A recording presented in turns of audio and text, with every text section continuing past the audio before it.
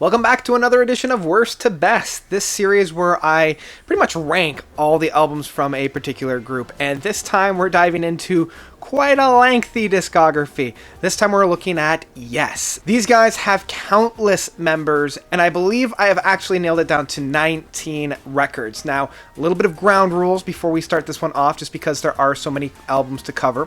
First off, we're only looking at official studio releases from the official band of Yes.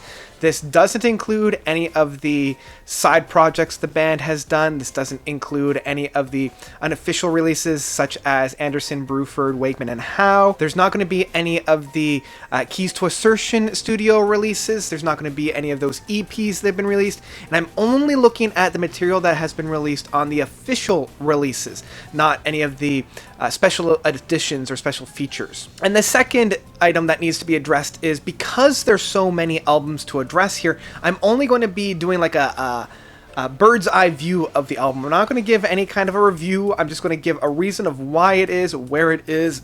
That all being said, I also want to preface that this isn't a critical kind of analysis of each album and where they fit. This is my own personal enjoyment of the albums. So, with all that out of the way, let's dive in and find out what their worst album is. Open your eyes and discover. So I think the first 5 albums can pretty much be interchangeable on this list. But for me, it's Open Your Eyes that takes the worst spot, mainly because it is far too long and is just far too boring.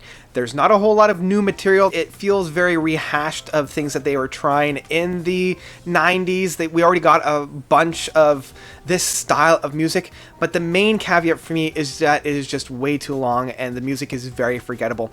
Even with that big song at the end, it just kind of is silence for most of it. So it just doesn't match up with any of their other releases. So the reason why I put Talk as being the second worst album at spot number 1918 is that it is much shorter. There's a lot less to digest, which means there's a lot less meandering. This album is very middle of the road. It's very safe. As I said, the only saving grace that this album has to Open Your Eyes is that it is much shorter. Okay, so I'm guessing a lot of you, based on my past videos, we're going to put 90125 as my worst album, but there's some really interesting moments on this album, and even I will admit the album itself isn't 100% bad. Owner of a Lonely Heart is a fairly fun track. Even though it does pain me a little bit to know who it is that is recording this, it's still a fun track, and there's a few other tracks on here that is kind of fun. Trevor Horn really knows what he is doing in the production side of things, even if his style of music and his style of presentation doesn't connect with me, and I'm not, like, it's just not for me. I also really enjoy the song Cinema, and City of Love has a great groove to it, but really outside of those, there's not a whole lot that I really enjoy. And even City of Love gets pretty repetitive by the end, and sometimes a repetition works, but in a case like this, where there's not a whole lot going on within the repetition, it just kind of feels flat for me. Now, Union, I feel as though a lot of people would put as their worst. For me, it does some fun things, and I like the idea of this album of getting as many of the creative hands that have been through Yes to get in there and get in their pot. Unfortunately, it does end up feeling like there's too many cooks in the kitchen. It doesn't feel unified at all. It feels like a lot of things have just been thrown on the wall and seeing what sticks, and what sticks is just kind of bland. But some of the things that they've thrown on the wall do work out pretty well. Saving My Heart and The More We Live, Let Go. These two songs are real gems off the album, but it's not enough to save the album overall. So this album is the follow-up to 90125, and I actually enjoy it a little bit better than 90125. A lot of people thought that Big Generator was a weaker album of the two, but I feel that it is a bit of an improvement now that they've got their feet in this kind of a style, because 90125 was such a stark change from what we have expected with Yes, that now they've played around and played it live, they're starting to get the groove of it. So I feel like it's an improvement. It feels a little bit more unified and a little bit more cohesive in comparison to its predecessor. It also works in that there are a number of more fun tracks on this. Again, Trevor Rabin has finally dialed it back as being the center stage player, and he's doing a lot more of the harmonizational pieces, which I feel he excels in a little bit more. So Tornado isn't necessarily a bad album. It is the worst album from the 70s and 60s. This was a very interesting album, especially coming after such the Goliaths that had preceded it. The songs are much shorter, but they're still a little bit on the complex side. Like, I feel as though John Anderson and Rick Wakeman really stood out on this. And in some ways, this is a good thing. Like, within Circus of Heaven and Don't Kill the Whale, these tracks have just that drippingness that I love from those two individuals, but it never really allowed a lot of shine for Steve Howe or Alan White. Now, I do know that Chris Squire is still pumping on the bass and he provides that heart, but unfortunately, in the end, there's not a whole lot of, like, really, I guess, new ground that's been tread, especially with all the albums that preceded it, really breaking new ground. This one just kind of hunkered down into its own little safe box, and it's the first time I can say that a Yes album played it safe. Watching your eyes, feeling your sighs, saying goodbye. So the debut album is taking up the 13th spot, and this is where we can really see where the band is going to go. They still haven't really worked out their signature sound, their signature set players as well, so they're just kind of getting their feet wet, getting a groove and used to one another. A lot of these songs don't really leave a lasting impact, but it does kind of show where the band is going to go in future discographies. So I am really hoping that Heaven and Earth is the last album that the band puts out, especially after Chris Squire's passing and now that most of the band members have left. I think there's only really Steve Howe and Alan White that's left. So I hope that they stop here. And Heaven and Earth is actually a pretty fun album. Especially taking the 12th spot here. When it first came out, I did not like it at all. I didn't connect. I didn't dig it. I thought that it was very, very safe. And that is a very good way to describe this album. It is safe, but it's still quite enjoyable the more that I listen to it. It definitely harkens back to the early Yes. Like, it's no surprise that it's kind of where it is because it feels very much like Yes and Time and a Word. It's light. It's fun. It's fine. It's fine. But it's not much else than that. It doesn't leave a lasting impression, and it is interesting to hear so much like Hammond organ on this. They're really channeling the John Lord on this. But The Light of Ages is definitely the highlight of this album, and it's enough to really boost it up. So okay, the 11th spot is taken for Time and a Word. And for me, this is the first album that really started the signature sound of what Yes was and what they were going to become. It has that standout track of Time and a Word, which has really developed its own legacy. I love this track. It's one of my favorite Yes tracks, as well as Astral Traveler. And I think this is where they're really starting to get into that experimental side that would really put them on the map. And so this is where that spark is starting to fly of who Yes really is. 10th spot goes to Drama. Drama is a very, very interesting album, and not just because of what's on the album, but what was going on around it. Kind of the Buggles falling out and then getting smushed in with Yes, and it's a very, very strange album. Like, it works in some respects. Like, I love Machine Messiah, I love Tempest Fugit. The rest of the tracks, though, fall a little short, and it just doesn't quite I love how dark Machine Messiah is, and Tempest Fugit is just a fun, kind of a complex, but kind of a rhythmic groove that I really, really enjoy. But as I said, the rest of the album is just kind of blah. I mean, on the upside, it's the best album the band put out in the 80s, so that's a good point, eh? Okay, number 7, Fly From Here. Now, a lot of the material that was used on Fly From Here was actually developed in like jamming sessions from the Drama era. A lot of the tracks feel as though this could have been the sequel to Drama as opposed to 90125. And I kind of wish that the band had gone into this direction, because the sounds that we have on here are fantastic. The title track that's kind of split into a whole bunch of mini tracks, it's my favorite piece on this album for sure. And it's probably the last real meaty epic that the band had done. When I was listening to this when it first came out back in 2011, I just melted. Now, unfortunately, the second side of this album does kind of fall. It does kind of falter. I think only Eye of the Tiger, that's the only track on the second side that really gets me. But the reason why I put this over Drama is because Drama was bookended by two fantastic pieces, and it was really hard to kind of get into that album. Whereas with Fly From Here, at least I could listen to the title track on the first side and have a great time, and then I could choose whether or not to continue on the second side. So that's why I put it up a little bit higher.